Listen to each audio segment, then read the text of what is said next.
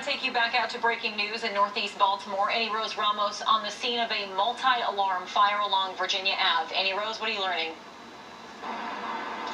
Rachel, this is what we know. We've spoken to people who live in this area. They say at around 10 o'clock they heard a massive boom.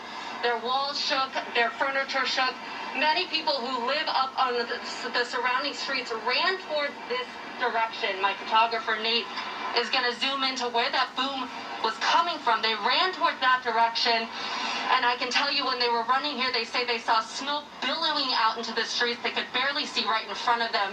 And that is when they heard a second boom, just as loud as the first.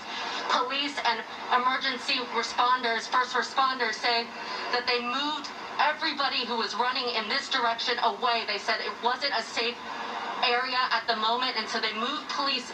Police had everybody move back who was coming to kind of see where that noise was coming from.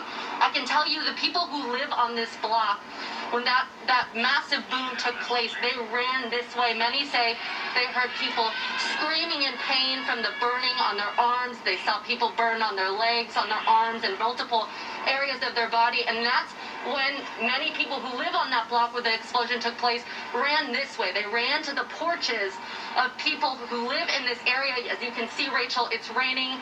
This is just a horrible night to have this happen. I mean, any night is horrible, but it's raining, it's dark, it's cold, and so many people who live on that block ran to this porch and to a lot of these porches out of the rain for a little bit of shelter. People were giving out blankets, sweaters, socks, and this is where a lot of the ambulances picked up people. I can tell you right now, the fire department says 3 adults and 2 children were rushed to the hospital. They are currently in critical condition.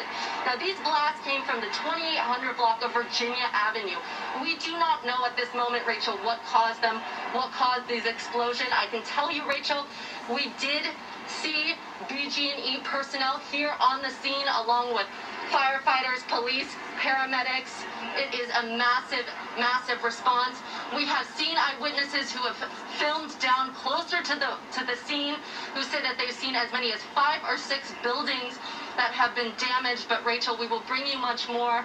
Reporting live from Northwest Baltimore, I'm Annie Rose Ramos for WJZ.